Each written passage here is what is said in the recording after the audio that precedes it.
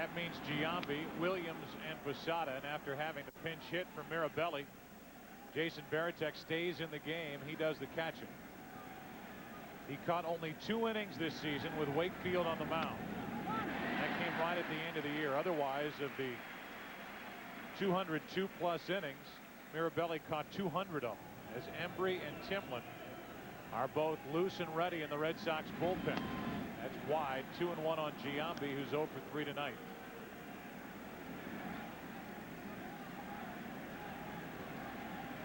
Giambi hit into tough luck in the first inning, lining into a double play with 2 on and nobody out. 3-1. That was a superb play by Jorge Posada to keep this game a 2-run game. And a little strange that that particular type of play would have been pulled off with Johnny Damon, the batter, a guy who has enough speed to get an infield hit in that situation to score a run.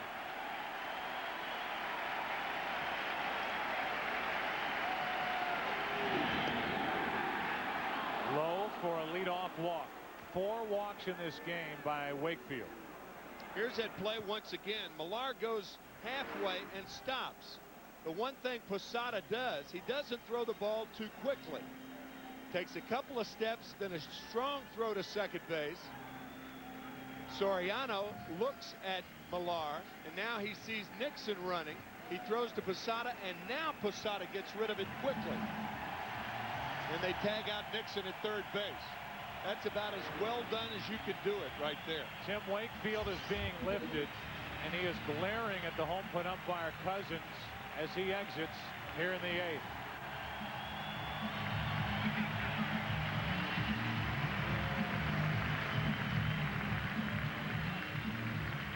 Mike Timlin is into the action here in the 8th inning after a leadoff walk to Giambi. And Timlin this postseason has been perfect for the Boston Red Sox out of their bullpen. And for a bullpen that struggled much of the season, overall this postseason, the bullpen for the Red Sox has a 0.79 ERA. Wakefield was furious when he saw Grady Little come out of the dugout to pull him, either with the decision to take him out or with a home plate umpire, Darrell Cousins, on what was a close 3-2 pitch. It was called ball 4. Giambi is on, and Bernie Williams is at the plate. 3-1 Boston in the 8th. And a shot into center field. Back is Damon on the run. 1 out. And Bernie Williams can't hit it much better than that.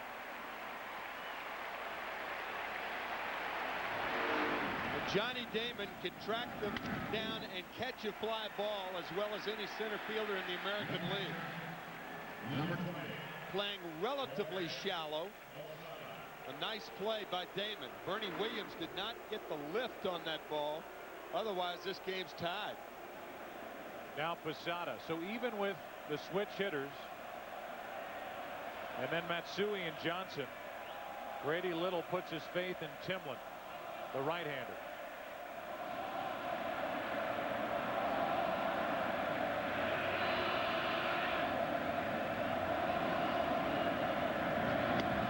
Crowd on Posada for his role in what went on here on Saturday afternoon in the war of words from the Yankee dugout with Pedro Martinez on the mound.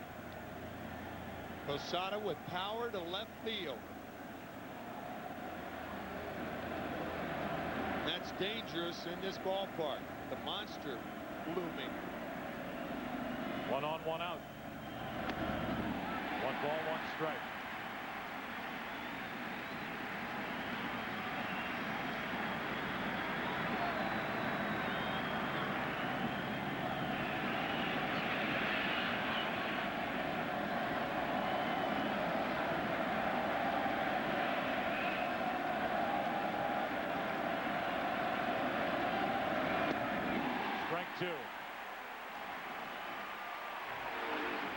Wakefield with 7+ mesmerizing innings.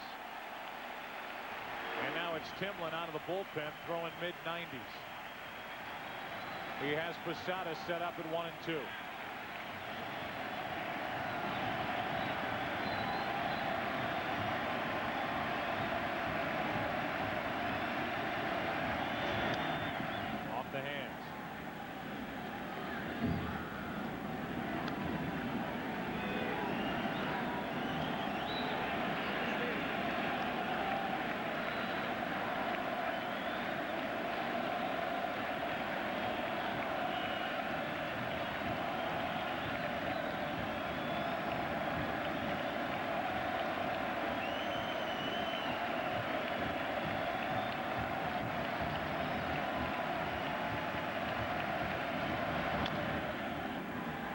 chance to turn two. The flip to Timlin. Out number 2.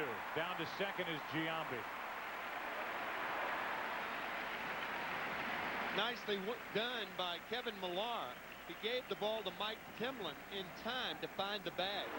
One thing a first baseman wants to do, get it to your pitcher quickly, catch it, and then find the bag.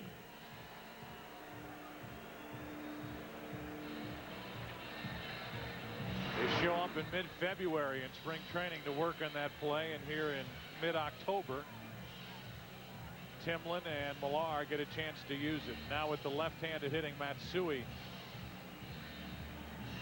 at the plate. Giambi's at second with 2 out. Timlin's a guy who's been in the World Series way back when Wakefield was starring for the Pittsburgh Pirates. 92 and 93. Timlin was pitching for Toronto.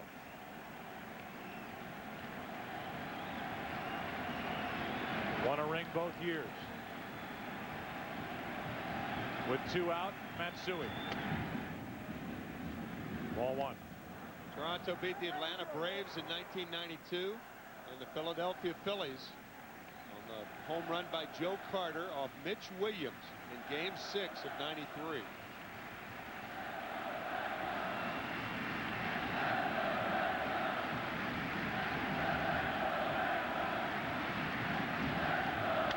The opposite way into the corner, slicing. It is foul. And a bad break for the Yankees. That ball leaves our view down there. And it was called foul by Terry Kraft. Tailing into foul territory.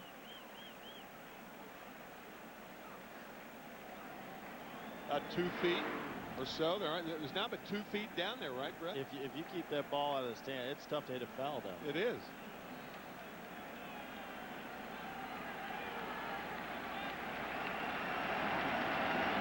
That area down left, there's no room down the right field line. 1 ball, 1 strike.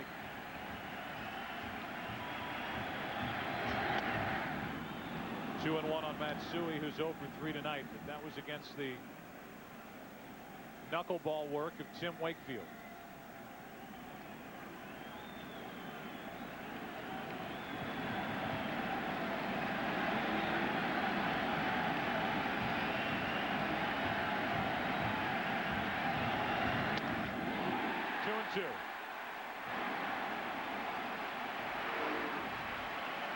Veritek setting up inside, then jumps outside just in case that runner, Jason Giambi, is giving location at second base.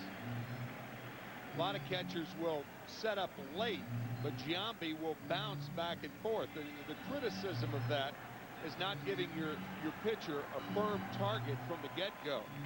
Bouncing around in itself is not conducive to a controlled pitcher. Veritek out to talk about this 2-2 pitch. Tying run at the plate for New York. Get it over.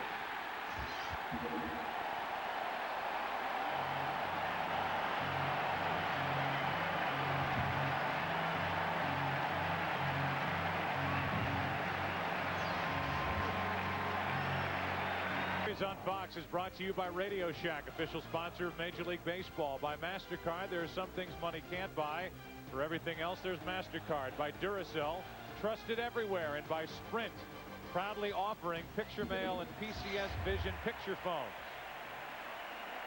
They just finished singing Sweet Caroline as that first pitch was brought home from Heredia to Johnny Damon here at Fenway. That's a strike, and it's 1-1.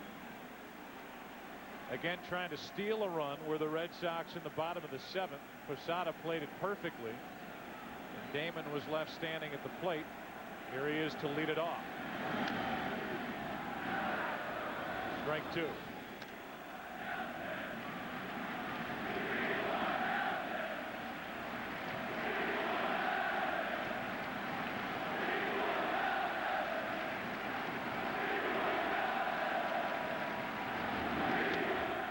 Just missed. 2-2.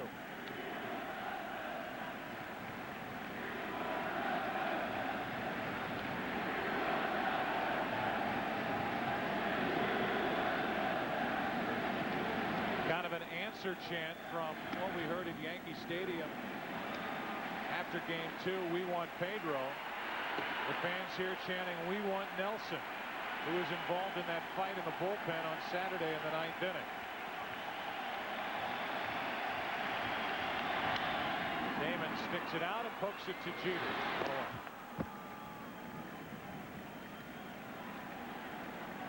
Let's check in with Chris Myers.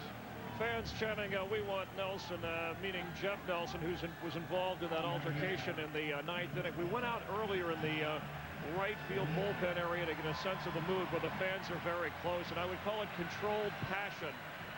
They certainly are cheering Jeff Nelson, whose nickname is Nelly. They were calling him other names, of course, but it's worth pointing out, by the way, that there were no fan arrests inside Fenway on Saturday. That can't be said for players, at least at this point. Joe? Well, everybody waiting for tomorrow, with today being a holiday. No summonses issued yet, but people around here expect there to be, as Todd Walker is drilled by Heredia.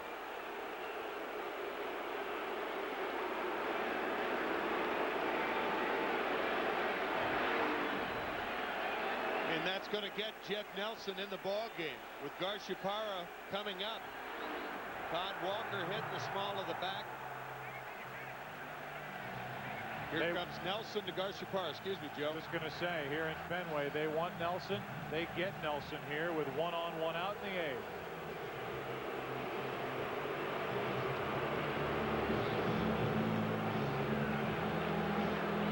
The view of tonight's game from the Hood Lightship. Hood Dairy will donate $300 to children's hospitals throughout New England for every home run, double play, and strikeout made by the Red Sox in this ALCS at Fenway Park. Down below, this crowd gets riled up after Todd Walker is hit by a pitch. Damian Jackson comes in the game. He'll do the running at first and take over at second. And then with the introduction of Jeff Nelson, who was involved with Kareem Garcia in that fight in the bullpen here on Saturday night in the 9th inning, Nelson is into the action, a guy that the Yankees reacquired, traded Armando Benitez, who they had picked up from the Mets August 6th, to get Nelson back.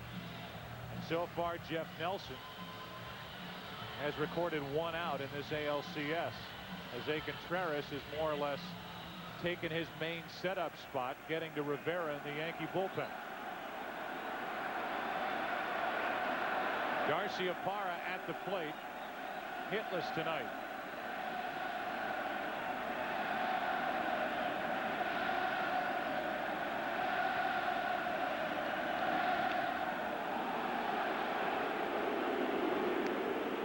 And now Grady Little, I mean, even before that pitch was caught, Grady Little was out of the dugout. He has seen Walker get hit, and he's going to say something about that pitch inside to Garciaparra. You know, I think he may be talking about making Jeff Nelson stop, because Nelson is almost in his motion to come home before he comes to a full stop. That's his style. Fred, as a teammate, you know that. I think you're right on with that. I don't think, you know, obviously in this position, you talk about getting hit, Jeff's not trying to hit anybody. He's trying to get these guys out. So I think, Timmy, you hit it right on the head, because Jeff has that a very subtle stop, and they're discussing that. Well, you see where it is. It's so high. We're discussing that. That's what we think it is. Yeah, right. And it's interesting. I don't understand this stuff. Yeah, it's interesting to see that if that point is brought up, why 3 umpires have to get together to go tell Nelson if that's the case. Good point. Tim McClellan came in, Joe West came in, and you've also got a veteran, Darrell Cousins, the home plate umpire. Well, if Nelson, if that is the case, if Nelson comes to a stop around the shoulders, he has to do it every time. Yeah, this is no delayed balk would ever be called, but maybe it's something other than that. Evidently it is. And Joe Torre is going to go out and see what's going on. Yeah. Now they're looking at his belt. Remember, the Yankees and Joe Torre hassled Timlin the other day, and maybe in gamesmanship and giving one back to the Yankees, they're checking the belt of Jeff Nelson. I don't think I've ever seen that check. But so forget the stopping. Yeah, they're right. looking to see if he's cheating. Right. Now they check the glove. Tim McClellan. We got some gamesmanship going. I mean, literally before that ball was caught by Posada, Grady Little was just waiting for one pitch to be thrown, and he was going to come out and have the umpires check the equipment of Jeff Nelson. He was tipped off on something, or if it's just a little payback, or if he really believes that Nelson is doing something to the ball. Or playing. There's Grady coming out of the Boston dugout right there. But maybe he's playing on the emotion of what happened 2 days ago. First pitch way inside. Nelson, a very emotional pitcher. It was odd. What could have been in the belt? The belt buckle? Something to scuff the baseball, Yeah, or yeah. some sort of foreign substance. Keep it inside your belt, you can't get to it. Check on Jackson 2 times in a row.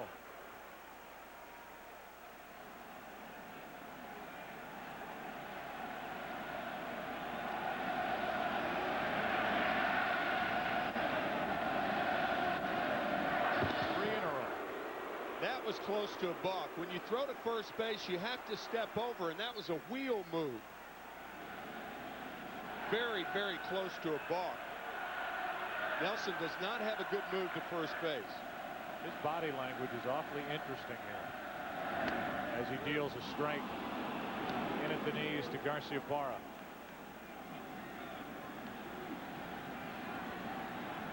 Runner at first, Jackson. Garciaparra struggling at the plate. He has had success against Nelson in the past. 5 hits and 11 trips. Double play ball. Jeter to Soriano and on to first. So the frustration continues for Garciaparra. Nelson pumped up after getting out of this 8th, and now we go to the 9th. The Red Sox 3 defensive outs away from tying this series up 3-1. Jeff Nelson gets through the bottom of the 8th inning by getting Garciaparra to bounce into a double play. So now here we are with Boston on top by 2 runs, trailing this series 2-1, and they turn it over to the guy who has taken over as the closer, Scott Williamson. Williamson picked up from Cincinnati during the season. At one point was pitching so poorly there were questions as to whether he'd be even on the postseason roster. And now he has taken over a job once held by Byung-Hun Kim, who was also picked up during the season, picked up from the Diamondbacks.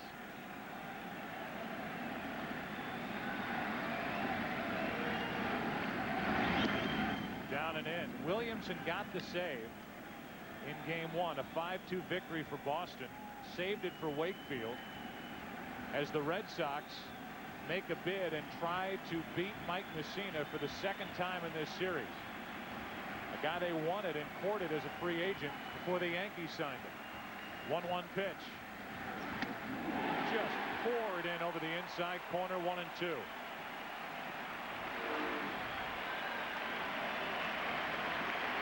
Williamson, the hardest thrower in the Sox pen, similar to Timlin, a couple of miles an hour faster as Damian Jackson stays in the game at second.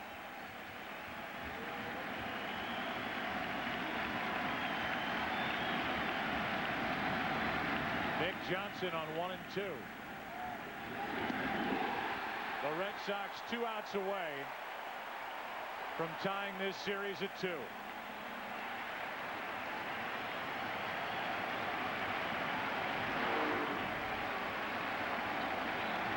A tightly wrapped slider disappears to Johnson. Ruben Sierra is going to come off the bench and bat for Aaron Boone.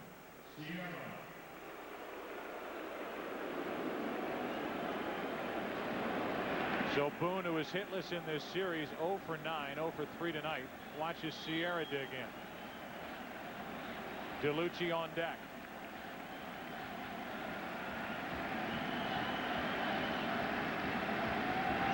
Williamson bailed out in Game 5 of the division series in Oakland, trying to protect a one-run lead. Walked the first two hitters in the 9th inning. Bailed out by Derek Lowe, who is the scheduled starter for tomorrow afternoon's game against David Wells. Coming up next, your late local news, except for those of you on the West Coast. A 1-0 to Sierra.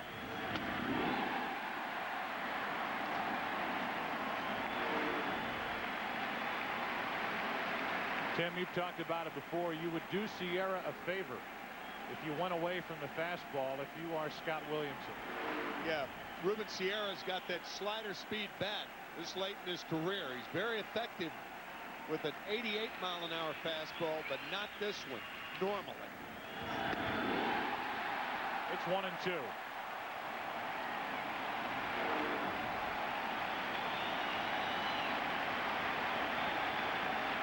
Low fire to Sierra.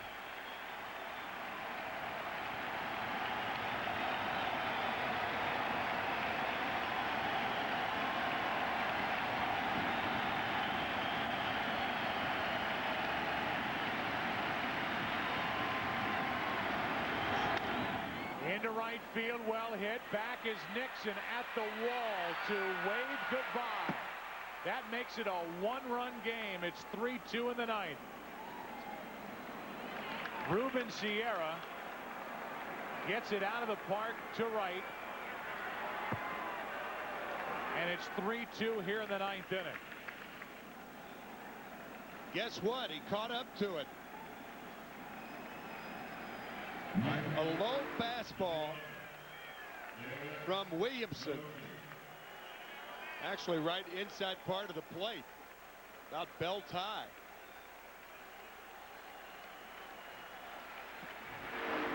So Joe Torre pulled the right string by calling on Sierra. Now it's DeLucci. On the high fastball, he didn't go. Ball 1. So Sierra delivers in the pinch. And DeLucci is up with Soriano, who hit 38 home runs in the on-deck circle.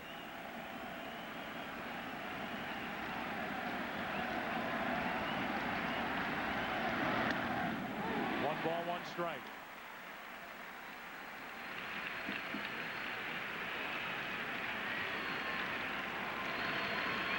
A little surprised Kevin Millar is that far off the line at first base. Now we have a one-run ball game. A lot of room between Millar and the line.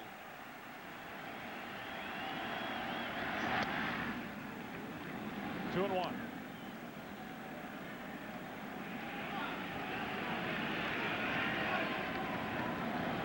DeLucci, his first start, his first at bats of the postseason. Been on base twice tonight.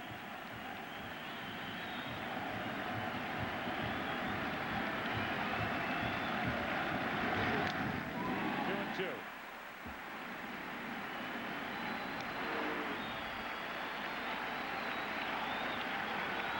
The Red Sox this season, including the postseason, 9-39 when scoring 3 or fewer runs. 0-9 against the Yankees this year.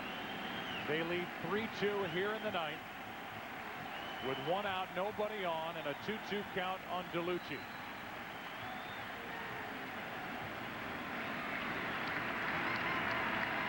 From Wakefield to Timlin. Now Williamson.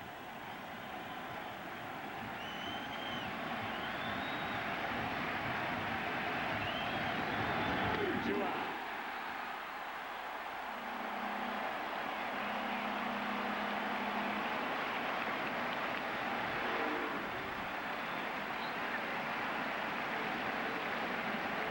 Who has 2 sliders for the 2 strikeouts, and the home run that Sierra hit was on the inside fastball.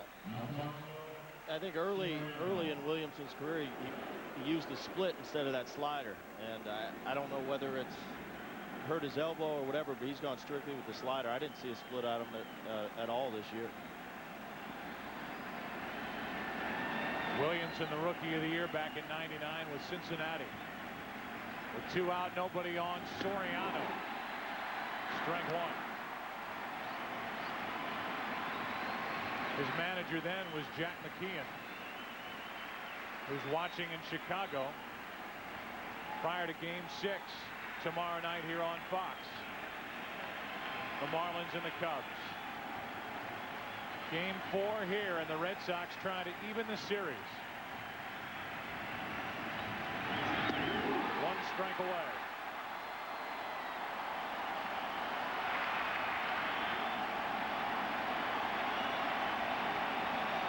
Williamson in a position to get Soriano out with the ball away from the plate. Outside. No sense in throwing him a strike the next 2 pitches.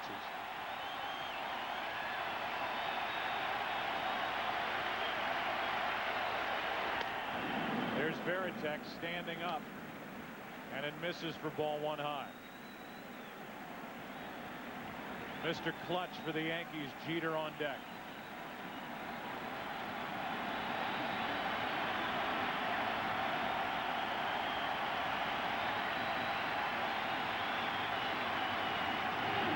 Red Sox win Game 4, and the series is tied 2-2.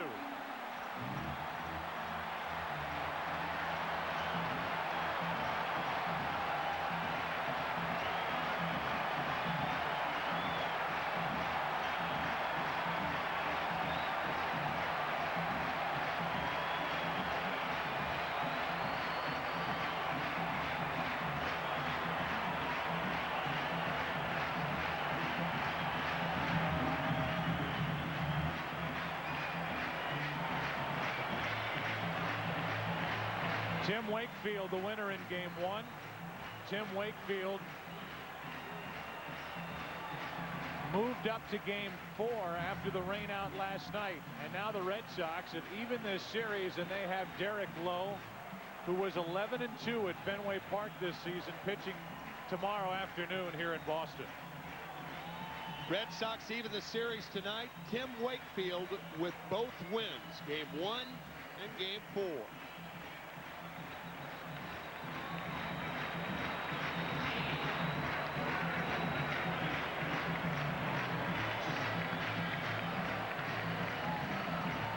We will be back here tomorrow afternoon.